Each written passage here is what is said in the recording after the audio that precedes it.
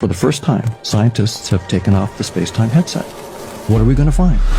So I should be very, very clear on this point. Now, I'm a cognitive neuroscientist, and when I say that space-time isn't fundamental and objects in space-time aren't fundamental, that means neurons don't exist when they're not perceived.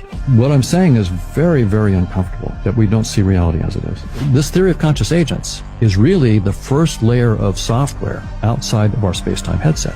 Once you know the software, you can change the game pretty much any way you want to. So you believe we're living in a simulation of sorts? I think that we just have to bite the bullet and say, no matter how smart and mathematically precise you are, it's going to be trivial compared to the reality beyond. And I think as a scientist, it's critical for me to actually spend time in utter silence. That's where the true new creativity comes from. What we know is one perspective out of an infinite number of perspectives. But that's who you are. What you are transcends any description. And that's how the infinite comes to know itself. It actually makes a lot of sense. If you have someone, say Grand Theft Auto, and it is a virtual reality version of Grand Theft Auto in multiplayer, and there's some supercomputer somewhere that's running it, but you don't know, you don't see that supercomputer, you don't need to know about the software and so forth. All I know is I've got a steering wheel in front of me, I've got a dashboard, I've got a gas pedal and so forth, and I can see over to my right, I can see a green Ferrari or something like that I'm racing against. Well, of course, if you looked inside the supercomputer, there's no green Ferrari anywhere inside the supercomputer, and there's no steering wheel and none of that. The reality that I'm interacting with, and what I'm really doing in this metaphor, in that reality, is toggling millions of voltages in a precise order.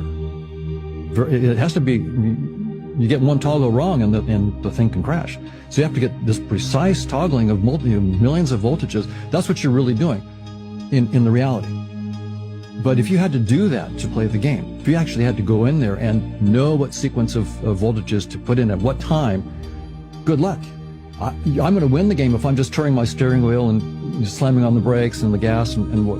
I'm going to win the game. So here's the case where it's very, very clear that knowing the reality and having to interface directly with the reality to play the game is going to make you lose, as opposed to just having a dumbed down user interface that hides the truth but gives you just the controls you need.